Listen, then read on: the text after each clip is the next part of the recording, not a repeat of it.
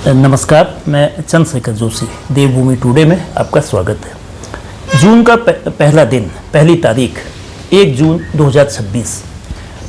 ढेरों अभ्यर्थी, ढेरों नौजवान, ढेरों ऐसे एस्पिरेंट्स जिन्होंने उत्तराखंड राज्य लोक सेवा आयोग की 2024 की परीक्षा दी थी, उनके चेहरों में खुशी थी। वजह, इसी दिन उत्तराखंड राज्य लोक सेवा आयोग 2024 का फाइनल रिजल्ट आया था। 181 एप्लीकेंट इस परीक्षा के लिए में चयनित हुए थे, परीक्षा पास किए थे। 9 युवा deputy collector, 10 deputy superintendent of police, इसके अलावा अन्य तमाम सिविल सर्विसेज के पदों के लिए वो चयनित हुए थे। पिछले कई सालों से इस जिले से भी प्रतिभाओं का उभार, प्रतिभाओं की कामयाबी और उनकी सक्सेस स्टोरी सुनने और दिखाई दे रही है। इस बार भी 2024 के जो स्टेट पब्लिक सर्विस कमीशन की परीक्षा हुई, उसमें लोहाघाट की अदिति पुनेठा 10वें नंबर पर रही, उनकी रैंक 10वीं और डीएसपी बनी। इसी तरह से चंपावत की ऐश्वर्या भट्ट 11th रैंक की डॉक्टर ऐश्वर्या भट्ट, वो दरअसल आयुर्वेदिक डॉक्टर हैं, एमडी की पढ़ाई कर चुकी हैं हरिद्वार से, और डॉक्टर ऐश्वर्या भट्ट हमारे साथ हैं। सीधे उनसे ही बात करते हैं। ऐश्वर्या जी, आपको बहुत बहुत बधाई इस स्टेट पब्लिक सर्विस कमीशन में बेहतरीन परफॉर्मेंस के लिए। पहला सवाल आपसे ये है कि 1 जून को जब रिजल्ट आया तो आपकी परीक्षा का परिणाम आने पर क्या प्रतिक्रिया थी? क्या आपको जो परिणाम आया वो आपके उम्मीदों के अनुकूल आया, आप या इससे ज़्यादा की आपको अपेक्षा थी? सर, पहले तो थैंक यू आपको, आप इधर आए। और जब रिज़ल्ट आया तो रिज़ल्ट आने के बाद पहले मैंने पीडीएफ खोला तो नीचे से मैंने देखना शुरू किया, और फिर नीचे नहीं मुझे नाम दिखा तो थोड़ा मैं डर गई कि नीचे नहीं नाम है करके। ऐसे करके ऊपर तक देखा तो फिर मुझे अपना नाम दिख गया, तो मैंने रोल नंबर चेक किया। फिर सर खुशी तो बहुत हुई, लेकिन नाम आ जाएगा करके ऐसे पता था, लेकिन इतना ऊपर आएगा इतना उम्मीद नहीं थी मुझे, क्योंकि मेंस सर सब्जेक्टिव होता है, तो मुझे इतना आइडिया नहीं था कि कैसा मेरा मेंस हुआ है, फर्स्ट अटेम्प्ट होने की वजह से भी। तो सर ओवरऑल सर बहुत खुशी हुई मुझे अपना रिजल्ट देख के। तो अब आपने जैसे पहली बार परीक्षा दी स्टेट पब्लिक सर्विस कमीशन की, और पहली बार में आपने शानदार प्रदर्शन किया। अब आगे आपका क्या लक्ष्य है? अभी दोबारा आप राज्य लोक सेवा आयोग की परीक्षा दे रही हैं, देंगी, या इसके अलावा जो यूनियन पब्लिक सर्विस कमीशन की या अदर जो state public service commission Uttar Pradesh से लेके, तो क्या आपका अभी प्लान आगे का है? सर वो पीसीएस 2025 का मैंने मेंस दे रखा है, और सर अगर समय मुझे इस बीच मिलता है तो मैं पूरी कोशिश करूंगी यूपीएससी 2027 देने की। 2027 की? हाँ जी। अब आपने जैसे आपकी 11वीं रैंक आई है, बहुत कठिन होता है, और आप जिस क्षेत्र से हैं, ये क्षेत्र बहुत एडवांस नहीं है एजुकेशनली दृष्टि से हम देखें, तो ऐसे में आपकी जो पढ़ाई का तरीका था, खासतौर पे जो प्रतियोगी परीक्षाओं का होता है, आप खुद डॉक्टर भी थी, जाहिर है कि आप अपनी पढ़ाई भी करती रही होंगी, तो उसमें आयुर्वेदिक मेडिकल कॉलेज में जाकर पढ़ना और साथ में स्टेट पब्लिक सर्विस कमीशन के लिए पढ़ना, तो कैसे मैनेज किया? क्या आपने स्ट्रेटजी अपनाई? सर मैं बाल रोग विभाग से एमडी कर रही हूँ। सर अब तो मेरी पोस्ट ग्रेजुएशन पूरी हो गई है, लेकिन तैयारी के दौरान मैं एक एमडी स्कॉलर थी, तो हमारी ओपीडी में ड्यूटीज़ लगती थी 9 बजे से 2 बजे तक।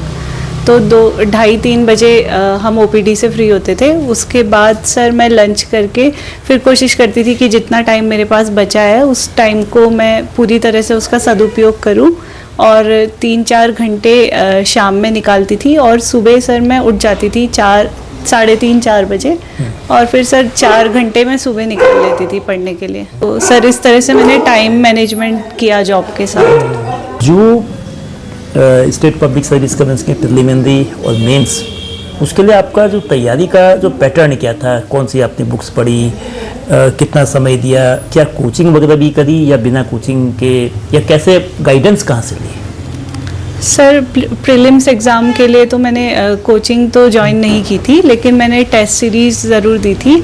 सर ओरेकल करके एक कोचिंग संस्थान है देहरादून में, वहाँ से मैंने टेस्ट सीरीज़ ली थी प्रीलिम्स के लिए।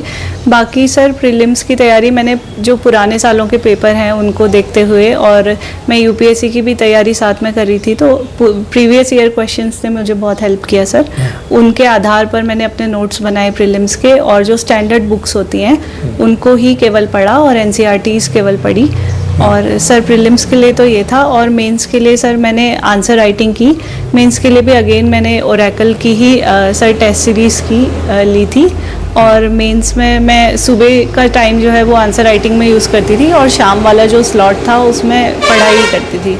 तो सर इस तरह से जो अब नए एस्पिरेंट्स हैं जो सिविल सर्विसेज परीक्षा के लिए तैयारी कर रहे हैं, तो उनको क्या सुझाव आप देना चाहेंगी, कैसे वो तैयारी करें, बुक्स की सिलेक्शन में किस चीज़ का ध्यान रखें, कोचिंग कितनी ज़रूरी है या नहीं ज़रूरी है, सेल्फ स्टडी ये प्री और मेंस के लिए, और जो इंटरव्यू है, इंटरव्यू में क्या मॉक इंटरव्यू की ज़रूरत होती है या व्यक्ति बिना मॉक इंटरव्यू के भी आगे जा सकता है, किस तरह से टिप्स ले दीजिए। सर सबसे पहले आपके इंटरव्यू वाले क्वेश्चन का आंसर मैं करना चाहूँगी। तो मुझे लगता है कि सर इंटरव्यू में तो मॉक की ज़रूरत होती है, लेकिन सर मुझे ऐसा रियलाइज़ हुआ कि मॉक के लिए ये ज़रूरी नहीं है कि आप किसी संस्थान के पास ही जाएं मॉक इंटरव्यू लेने के लिए।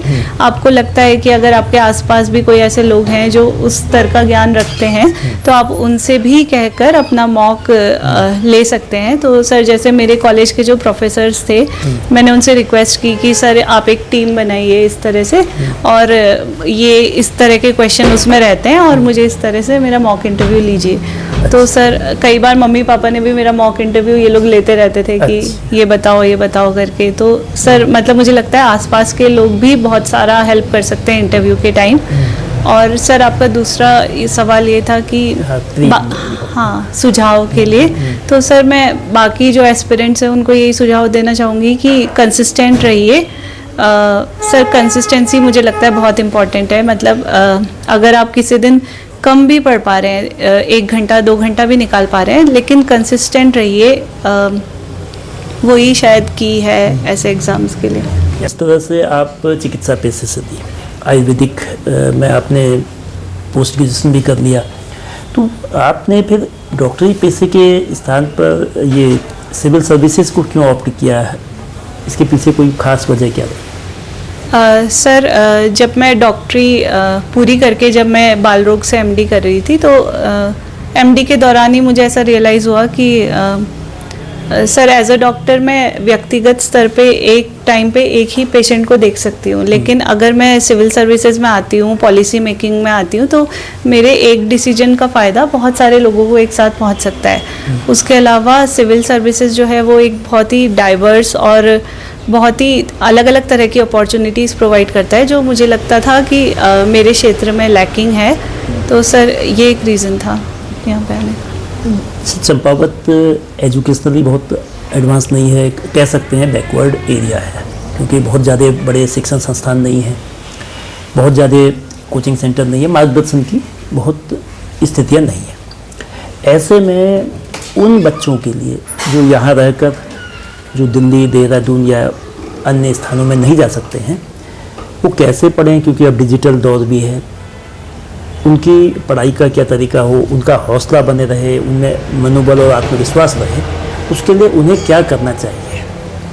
सर डिजिटाइजेशन से मुझे लगता है ये फ़ायदा हुआ है, ऐसे बच्चों को बहुत फ़ायदा हुआ है जो ऐसे रूरल सेटिंग में रह रहे हैं और तैयारी कर रहे हैं। तो सर मेरा ये मानना है कि अब जो है ज़रूरत नहीं है राजेंद्र नगर जाने की या फिर दिल्ली ही जाके आप तैयारी करें। जहाँ भी आपको लगता है कि आपको पढ़ाई का माहौल मिल सकता है, चाहे वो घर में हो, चाहे सर हल्द्वानी देहरादून में भी कमरा लेके बच्चे रहते हैं, उस तरह से भी आप तैयारी कर सकते हैं। और सारा ही मटेरियल अब ऑनलाइन अवेलेबल है, तो सर मतलब वहाँ जाके तैयारी करना इतना इम्पोर्टेंट आज के समय में नहीं रह गया। अब ये बात देश में 21वीं सदी में ख़ास तौर पे कही जा रही है कि बेटी बचाओ बेटी पढ़ाओ की बात हो रही है, या चाइल्ड गर्ल को मोटिवेट करने के लिए। तो ऐसे में जो लेकिन समाज की अपनी प्रगति है, मैन डोमिनेटेड अभी भी सोसाइटी है, खासतौर पे हम उत्तर भारत की बात करें और उत्तराखंड में तो है ही। ऐसे में जो गर्ल्स एजुकेशन कितना कठिन है और ख़ासतौर पर कम्पिटिटिव एजुकेशन में उनको बॉयज़ की तुलना में किस तरह की अतिरिक्त चुनौतियों का घर और घर के बाहर फेस करना पड़ता है। सर उत्तराखंड जैसे राज्य की अगर हम बात करें तो एक तो दूर दराज गाँवों में स्कूल हैं, तो शुरू से ही गर्ल चाइल्ड के लिए अपॉर्चुनिटीज़ कम रहती हैं। उसके अलावा इंफ्रास्ट्रक्चर की कमी है। और सर जब हम गर्ल चाइल्ड की बात करते हैं तो जैसे मेरी एज की लड़कियां हैं तो शादी का भी इशू आ जाता है। बहुत सारे लोगों को प्रेशर रहता है पेरेंट्स के द्वारा कि शादी की एज हो गई है, शादी करनी है। तो सर मैं उन पेरेंट्स को भी ये एडवाइस या फिर ओपिनियन देना चाहूँगी कि अपने बच्चे पे भरोसा रखें। अगर उन्हें लगता है कि वो पढ़ के कुछ अच्छा करना चाहते हैं तो उन पे ट्रस्ट कीजिए और उनको समय दीजिए। और सर इस तरह से लड़कियां बहुत आगे कर सकती हैं। अभी भी हमने रिज़ल्ट में भी देखा कि जितने लड़के हैं उसके बराबर या उससे ज़्यादा ही लड़कियां हैं। तो सर अगर मौका मिले तो लड़कियां लड़कों से अच्छा ही करती हैं। जी हाँ, इस बात की टॉपर भी गर्ल ही है। जी सर। और आप लोग जो कि मैं समझता हूँ कि टॉप 20 में तो बहुत बड़ी तादाद में गर्ल्स हैं। एक जो स्थितियाँ अब ये सीधे आपके कैरियर से तो नहीं है, लेकिन भविष्य में जब आप ब्यूरोक्रेसी में जाएंगी, एक सवाल जो बार बार इस समय मुल्क में चल रहा है, प्रदेश में भी चल रहा है, UKSSC का एग्ज़ाम हो या अभी 2026 में जो 3 मई को नीट की परीक्षा हुई वो हो, या अभी CBSE के जो 10वीं के इंटर के जो OSM पैटर्न से जो मार्किंग करी गई ये हो, तो इसमें जिस तरह की कमियां आ रही, पेपर लीक वगैरह क्या है, तो कोई सुझाव आप दे सकेंगे कि कैसे परीक्षा निष्पक्ष भी हो और दिखे भी, वो मतलब बच्चों का एतबार, उनका विश्वास, उनका भरोसा अपनी मेहनत के जरिए उनका हो रहा है, ये उनको कैसे हो, सिस्टम को क्या करना चाहिए? सर जैसे नीट पेपर लीक वाला इशू है तो सर जैसे JEE का भी एग्ज़ाम होता है तो वो पूरा ही डिजिटाइज्ड है, तो उसमें लीक और इन सब के चांसेस कम हो जाते हैं। सर जो तो डिजिटाइजेशन और डिजिटल टेक्नोलॉजी का हम ज़्यादा यूज़ कर सकते हैं, जिससे जो है सिस्टम में पारदर्शिता आएगी और जो लोग हैं उनका इन्वॉल्वमेंट कम होगा। तो सर ये एक सुझाव है। उसके अलावा तो सर स्ट्रिक्टली जो गाइडलाइंस हैं उनको फॉलो किया जाना चाहिए किसी भी एग्ज़ाम को कराने के लिए। सर जैसे कि आपने UKPCS के लिए भी कहा कि एक निश्चित टाइम टेबल जब रहता है तो एस्पिरेंट भी एक टाइम टेबल बना के तैयारी करता है, तो सर वो भी एक मैंडेट है। जाहिर है कि माता पिता का योगदान बच्चे की कामयाबी में होता है, उनकी प्रेरणा, उनका मार्गदर्शन। ऐसे में भट्ट साहब, आप बच्ची ने जब सफलता हासिल की तो आपको क्या एहसास था जब 1 तारीख को शाम के वक्त बेटी का फ़ोन आया होगा? जोशी साहब, सबसे पहले तो आपके चैनल को बहुत बहुत धन्यवाद और आप लोगों का भी धन्यवाद।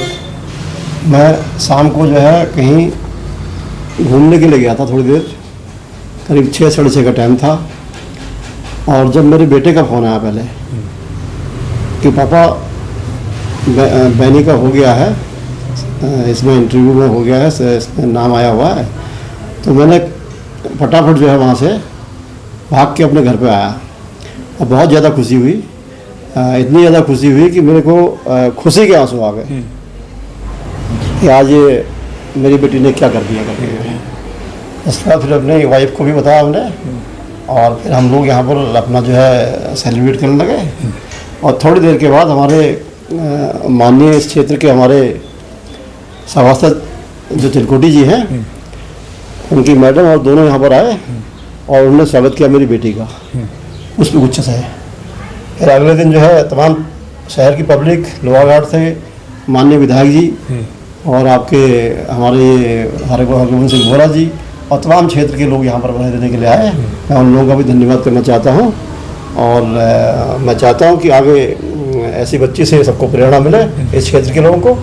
और एक ग्रामीण क्षेत्र से हम लोग आते हैं, खेती खान से, और वहाँ की जनता को भी कहूँगा कि आप अपने बच्चों को पढ़ाएं और आगे जाके जो है अपने बच्चों को जो है सफल बनाएं, और इसी से प्रेरणा मिलेगी आपको। तो बच्ची को आप मदर और फादर के रूप में आप, तो क्या मोटिवेट करना पड़ता था? बच्ची खुद पढ़ती थी चूँकि घर से दूर थी, तो कैसे गाइड करते थे आप?